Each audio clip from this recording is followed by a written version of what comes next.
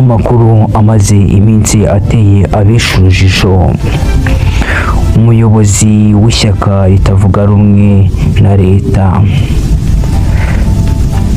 Victoire Ingabire yatawe muri yombi na RIB, arakekwaho ubugambanyi bukomeye. Ariko se ibi bintu ntabwo ikintu bicekaho, cyangwa ni intambara ya leta n'abatavuga rumwe nayo?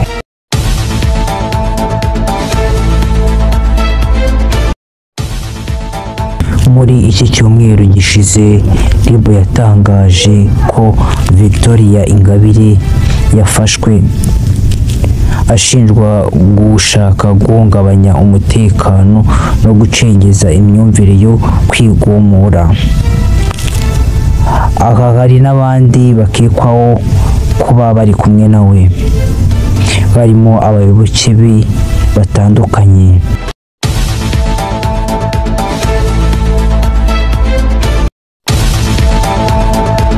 Nyamara bamwe mu bakurikiranira hafi politiki y'u Rwanda bavuga ko ibi bisa nko gukomeza gucecekesha abatavuga rumwe n'ubutegetsi. Ingabire ubwe yakunze kuvuga ko aharanira amahoro, uburenganzira bwa buri wese n'iterambere ridasanzwe. Ese kuba atavuga rumwe na leta bimugira umugizi wa nabi, cyangwa hari ukuri kudashyirwa hanze? Perezida Paul Kagame amaze imyaka irenga 20 ku butegetsi. Abenshi bamushimira kubera umutekano, iterambere n'icyerekezo cya vision ya 2050. Bari ukwibuka ubutegetsi no gucecekesha abashaka impinduka. Ese ibi bikorwa birinda igihugu cyangwa ni ubwoba bw'impinduka? Ibi bibazo bituma twibaza ni iki cy'ukuri. RIB izatwereka ibimenyetso. Ese Ingabire azaburanishwa mu mucyo?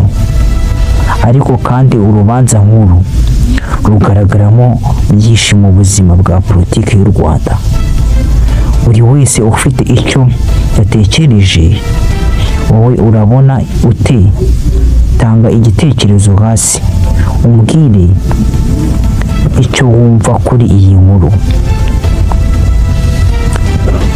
Ntucikwe kandi kanda subscribe na like, kuko izi nkuru nk'izi ngizi zitaboneka ahantu hose, zitagira n'ubandi na rumwe rubogamiraho, zigaragarira abantu nk'ahangaha zisesenguye, zirakomeza. Harakabaho ukuri, harakabaho ubwisanzure bw'ibitekerezo.